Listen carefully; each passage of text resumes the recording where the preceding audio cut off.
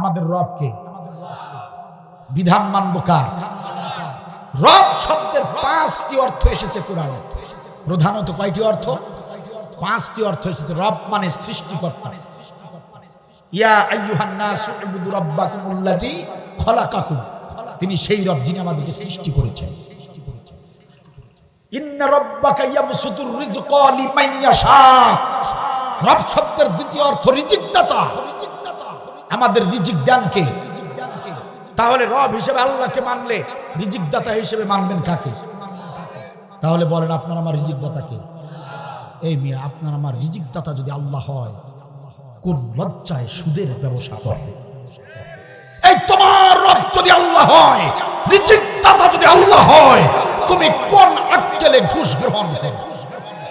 তোমার রব যদি আল্লাহ হয়, রিজিক দাতা যদি আল্লাহ হয়, তাহলে কেন তুমি চাঁদাবাজি করো? যদি রব হিসেবে আল্লাহকে মানতে চাও, সপরিবারে যদি জান্নাতে যেতে চাও, রব হিসেবে আল্লাহকে মানতে হবে। আর রব হিসেবে আল্লাহকে যদি মানতে চাও, রিজিক দাতা আল্লাহকে মানতে হবে। আর রিজিক দাতা আল্লাহকে যদি মানতে চাও, তাহলে সুদ ঘুষ বন্ধ করতে হবে। নাই আপনাদের এলাকায় সুদখোর নাই? এখানে কেউ যদি থাকেন প্রিয় ভাই, আঘাত দিতে আসি না, আপনাকে কষ্ট দিতে আসি নাই, কোরআনের কথাগুলো শুধু আপনার কান পর্যন্ত পৌঁছাতে এসেছে। মানবেন কি মানবেন না সেটা একান্তই আপনার ব্যাপার। আমার দায়িত্ব শুধু পৌঁছানো। আমি আপনাদের কাছে পৌঁছে দিয়ে গেলাম। বিশ্বাস করেন, আপনি যখনই আল্লাহর বিধান অমান্য করে সুদি কারবার করছেন, অটোমেটিকলি আপনি আল্লাহকে রিজিক দাতা হিসেবে অস্বীকার করেছেন। কারণ রিজিক দাতা যদি আল্লাহ হয়, এটা বিশ্বাস যদি আপনার থাকে যে রিজিকের মালিক আল্লাহ, সুখে থাকি আর দুঃখে থাকি, খেয়ে থাকি আর না খেয়ে থাকি, আল্লাহ সেটা ঠিক করবেন, এই বিশ্বাস যদি আপনার না থাকে, তবে আপনি ইমানদার নন, আপনি মুমিন নন। তাহলে সুদি কারবার করবেন। আর সুদি কারবার যদি করেন, আপনি আল্লাহকে রব হিসেবে মানতে পারবেন না। কারণ রব শব্দের 2 নম্বর অর্থই হচ্ছে রিজিক দাতা। আমার আল্লাহ বলেছেন, ভালো করে শুনুন, আমার আল্লাহ বলেছেন, জারুমা বাকিয়া মিনার রিবা ইন কুনতুম মুমিনিন। আল্লাহ বলেছেন, বাকি বকেয়া যত অবশিষ্ট সুদের টাকা আছে, এই মুহূর্তে ছেড়ে দাও। কথা কি বুঝতেছেন? হাদিস না, হাদিস না, কোরআন বলতেছি। কোরআনের কোন নড়চড় আছে? কোরআনের কথার হেরফের আছে? কোরআনের কথা ভুল আছে? আছে, আছে। আপনাদের কথা মনে হচ্ছে 2-1টা ভুল আছে। এটা আওয়াজ দিয়ে বলেন, কোরআনের কি কোনো ভুল আছে? সেই নির্ভুল কোরআনের কথা, সেই নির্ভুল কোরআনের বক্তব্য আমার আল্লাহর বক্তব্য। আল্লাহ বলেছেন, ছেড়ে দাও সুদের কারবার, এই মুহূর্তে ছেড়ে দাও। এই যে শুনলেন, এই মুহূর্তে ছেড়ে দিন। আল্লাহ বলছেন, এই মুহূর্তে ছেড়ে দাও, যদি তুমি ইন কুনতুম মুমিনিন, যদি তুমি মুমিন হয়ে থাকো। আর যদি ছেড়ে না দাও, তাহলে আর কোনো কথা নাই, কারণ তুমি মুমিন না। যদি মুমিন হয়ে থাকো তাহলে ছেড়ে দিবা। আর যদি ছেড়ে না দাও, বোঝা যাবে তুমি মুমিন মিয়া। মসজিদের সভাপতি সেক্রেটারির দায়িত্ব পালন করছো, রাখো তোমার সভাপতি। সুদের কারবার বন্ধ করতে পারলা না, হজ করছো 2 বার, মিয়া রাখো। তোমার ওই হজ আল্লাহর দরবারে যাবে না, ওই হজ জাহান্নামের জন্য অপেক্ষা করছে, তোমাকে সাথে নিয়ে জাহান্নামে ঢুকবে। এ কথা বলেন না কেন? তুমি তলে তলে সুদি কারবার করবা, মসজিদের ক্যাশিয়ার হইছো, মসজিদের টাকা সুদের কারবারে চালাও।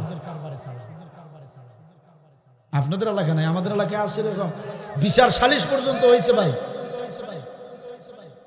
তার রিজিক দাতা যদি আল্লাহ হয়, ও আমার চাঁদপুর উপজেলার মুসলমানেরা 30 লক্ষ টাকা খরচ করে ঘুষ দিয়ে ছেলেকে কেন পুলিশ বানাতে হবে?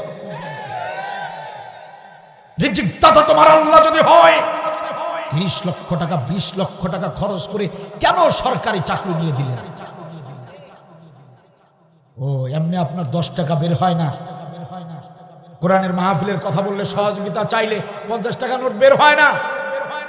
আর যেই শুনেছেন যে লোক আছে, লোক বলছে আপনাকে 20 লক্ষ টাকা ম্যানেজ করেন, খাদ্য অধিদপ্তরে চাকরি হবে। উরি বাবা, আপনার 24 ঘন্টা সময় লাগলো না, 20 লক্ষ টাকা আপনি ম্যানেজ করে ফেললেন। মিয়া তুমি কি একবারও ভাবলা না? এই মিয়া, তোমার রিজিক দাতা যদি আল্লাহ হয়, তাহলে ঘুষ দিয়ে তোমার ছেলেকে চাকরি কেন নিয়ে দিল? ও 6 মাস না যদি তোমার ছেলে এই স্লোগান দিয়ে জনগণের টাকা আত্মসাৎ করবে। কি স্লোগান জানেন না? ওই মিয়া বেশি কথা বললো না, 30 লক্ষ টাকা দিয়ে চাকরি নিছি, বলে না 30 লক্ষ টাকা খরচ করে এই চেয়ারে বসছি, সেই টাকা আমাকে তুলতে হবে, বাবা জমি বিক্রি করে চাকরি নিয়ে দিছে। এই কথা বলে বলেই তো জনগণের বাসটা ভালো করে দিয়েছে ওরা, ঠিক কিনা বলেন? সুতরাং কোন ঘুষ দিয়ে আমরা আমাদের সন্তানদেরকে, আমরা আমাদের ভাইদেরকে চাকরিতে ঢুকাবো না। রাজি আছেন? 1 টাকাও খরচ হবে না, বিনা টাকায় চাকরি পাবে, মেধার ভিত্তিতে চাকরি পাবে, চাকরিতে যাবে। ছেলেকে বলবেন, ভাইকে বলবেন, 1 টাকাও দুর্নীতি করবি না। যদি 1 টাকার দুর্নীতি শুনি, সেদিন থেকে কোনো সম্পর্ক থাকবে না, এই বাড়িতে জীবনে আর আসতে পারবি না, ওই মুখ আর দেখাতে পারবি না। বলতে পারবেন না? পারবেন না? হ্যাঁ। আর যদি 30 লাখ আগেই দিয়ে দেন, ছেলেকে বলবেন, কিরে ছেলে, হ্যালো, অমুকের ছেলে বিল্ডিং করলো, তোরে চাকরিতে দিলাম, তুই কি করিস, কি খবর? ও 30 লক্ষ টাকা তো ঘুষ দিয়েছেন, এখন পোড়ায়, এখন জলে যে ছেলে 30 লক্ষ টাকা কবে আমাকে দিবে। অধিকাংশ ছেলের বাবাগুলো ছেলেগুলোকে নষ্ট করেছে। লোভ,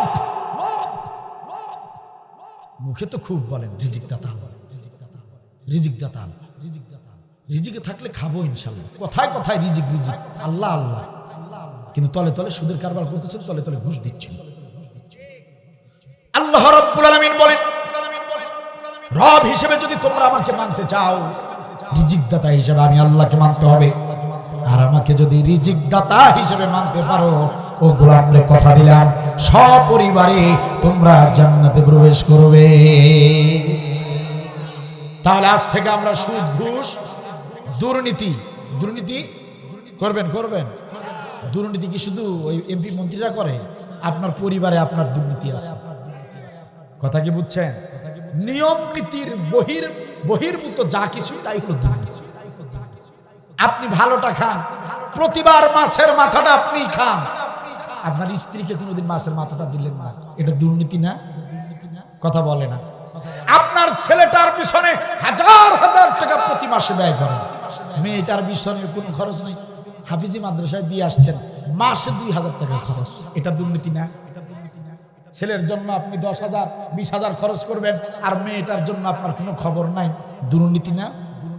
তো ব্যক্তিগত দুর্নীতি, পারিবারিক দুর্নীতি, সামাজিক দুর্নীতি, রাষ্ট্রীয় দুর্নীতি, হাসিনার দুর্নীতি, সব দুর্নীতি বন্ধ করতে হবে যদি আল্লাহকে রিজিকদাতা হিসেবে মানতে চান, ঠিক না? আমাগো পুতুলের মা চিনেন না? আমাগো পুতুলের মা এমন দুর্নীতি করছে রে ভাই, গোষ্ঠী সহ দুর্নীতি করছে। ভাবছিলাম যে পুতুলের মায়ের একটা বোন আছে না, নাম জানেন না আপনারা? তা কম না কেন? এই শেখ রেহানা, আমি ভাবছিলাম এই মহিলাটা সহজ সরল গো, সাদা মাটা মহিলা গো। পরে ইসলামী ব্যাংকের ইস্যুতে দেখলাম, ইসলামী ব্যাংক সহ বিভিন্ন ব্যাংকের যে টাকাগুলা যে আত্মসাৎ করছে, এস আলম গ্রুপ সব এই রেহানার নির্দেশে 3 ভাগে ভাগ করে খাইছে। এস আলম, রেহানা, আর হলো জয় রাম রাম রাম। চেনেন আপনারা? ওই যে কুত্তা কুলে নিয়ে বসে থাকে যেটা, চিনেন নাই? আরে মোবাইলের বিজ্ঞানী, মোবাইল যিনি আবিষ্কার করছেন, ইন্টারনেট যিনি আবিষ্কার করছেন, সফটওয়্যার না, ওর বাবা সফটওয়্যার যিনি আবিষ্কার করছেন, চিনেন নাই? জয়। ইনারা ভাগ বাটোয়ারা করে খাইছে। তাহলে চিন্তা করেন দুর্নীতি কত ধরনের হয়। আমরা পদ্মা সেতু দেখে করলাম, উনি বাপরে বাপ, এত বড় একটা সেতু করে দিল। এই মহিলা যাই করুক আর তাই করুক না, এই কাজগুলো খুব ভালো করছে। পর জানতে পারলাম যে এইরকম পদ্মা ব্রিজ আরো 96টা করা যেত, সেই টাকা আমার পকেটে ঢুকাইছে। এখন জাতির লোকেরা পার হবি আর টাকা গুনবি, যাবি একবার টাকা গুনবি, আসবি একবার টাকা গুনবি, কিয়ামত পর্যন্ত হিংসুত্তি। কথা বলেন না কেন? এই যে আমি তো আপনাদের ঝিনাইদহতে আসি, এই যে ঢাকা, কুমিল্লা, মুন্সিগঞ্জ, ওইদিকে যত সিলেট যে প্রোগ্রামগুলো হয়, এই যে দিক দিয়ে তো যাই, একবার পার হয়ে একবার আসে। বিশ্বাস করেন, গ্যাস খরচ যা, তার সে 3 গুণ এই টোল খরচ। একটু পর পর টোল খরচ, কথা কি বুঝছেন? টোল খরচ, এই একটু কি কাজ হয়েছে, টোল খরচ। রাস্তা বানিয়েছে, রাস্তার টোল খরচ, সমস্ত টোল খরচ দিতে দিতে জান চলে যায়। আর কমিটিরা যখন কয় যে হুজুর একটু কম দিলাম, তখন ভাই বিশ্বাস করেন, তখন মনে হয় যে রক্তের শিরায় শিরায় এরকম বাজে। হায় হায় রে, কি কয় রে, টোল দিতেই জীবন যায়, গ্যাস খরচ, মোবিল খরচ, চিন্তা করা যায়। তখন বুঝি যে আসলে দুর্নীতিটা কি পর্যায়ের হয়েছিল। পিয়নের মতো একটা লোক 100 কোটি টাকার মালিক বলেন, কোন না কেন? এটা কি শুধু আমি জানি, আপনারা জানেন না? 400 কোটি টাকার মালিক, ওর তো বাইরে থেকে দেখছে, ভিতরে ভিতরে 100 কোটি টাকার মালিক কে জানে? ঠিক কিনা বলেন? তো আল্লাহ যদি রব হয়, রিজিক দাতা হয়, তাহলে দুর্নীতি ওরা কিছুতেই করতে পারতো না। আসলে ওরা তো মুমিন নয়। ইন কুনতুম মুমিনিন, মুমিন হলে দুর্নীতি করতো না। আসলে তারা মুমিন নামের ছিল মুনাফিক, শয়তান। কথা বলে ঠিক না? আসুন, শপথ নেই, শুধু ওয়াজ শুনলে হবে না। আমরা কেউ দুর্নীতি করব না। আপনি পানের দোকানদার, দুর্নীতি বন্ধ করেন। আপনি মুদি দোকানদার, দুর্নীতি বন্ধ করেন। আপনি অফিসে চাকরি করেন, দুর্নীতি বন্ধ করেন। আপনি কৃষি খাতে কাজ করেন, দুর্নীতি বন্ধ করেন। টুপি মাথায় দিয়ে হজ করে অন্যের জমির আইল কাটতে কাটতে নিজের জমি বাড়ান, এটা কি দুর্নীতি নয়? সমস্ত দুর্নীতি যারা যে অবস্থায় আছেন, নিজের সন্তান ছেলেদেরকে আপনি আগেই জমি জমা সব দিয়ে দিলেন, আর মেয়েদেরকে বিয়ে দিয়েছেন, তাদেরকে আপনি দোয়া দিয়ে বুঝাইলেন, মা আমার দোয়া দিলাম, আর ছেলেদেরকে জমি দিয়া দিলেন, এটা কি দুর্নীতি নয়? মুসলমান ভালো করে মনে রাখুন, মেয়েকে ঠকিয়ে আত্মীয়তার হক বঞ্চিত করে, ভাতিজার হক ভাতিজির হক মেরে দিয়ে নামাজ রোজা ইসলামী আন্দোলন যাই করেন না কেন, জান্নাত তো দূরের কথা, জান্নাতের সুঘ্রাণ নাকে পর্যন্ত পৌঁছাবে না, পৌঁছাবে না। কথা আমার নাকি আল্লাহ? আসুন আমরা শপথ নেই, আজ থেকে আমরা দুর্নীতি করব না, দুর্নীতি করব না। পাশের বাড়ির ছেলেটা, গ্রামের ওই ছেলেটা দেখলেন না, একটু আগে আপনার সামনে দিয়ে মোটরসাইকেলটা নিয়ে গেল, 10 মিনিট পরে শুনতে পেলেন অ্যাক্সিডেন্ট করে মারা গিয়েছে। শুনেন নাই? শুনেন না মাঝে মাঝে? হ্যাঁ, যুবক মানুষ, বয়স 26, আপনার নিকটাত্মীয় মানুষ, রাতের বেলা সুন্দর সুস্থ শরীরে ঘুমিয়েছে, ঘুমের মধ্যে স্ট্রোক করে মারা গিয়েছে। হয় না এরকম ঘটনা? ঘটে না তো? মৃত্যুর কোনো বয়স আছে, সময় আছে, ক্ষণ আছে, সকাল বিকাল আছে, গরম শীত আছে। তো সেই মৃত্যুটা যখন তখন হতে পারে, এই বিশ্বাসটা যদি থাকে, দুর্নীতি কেমনে করবেন? এই বিশ্বাসটা যদি থাকে, আসল শপথ নেই, দুর্নীতি করব না, দুর্নীতি করব না।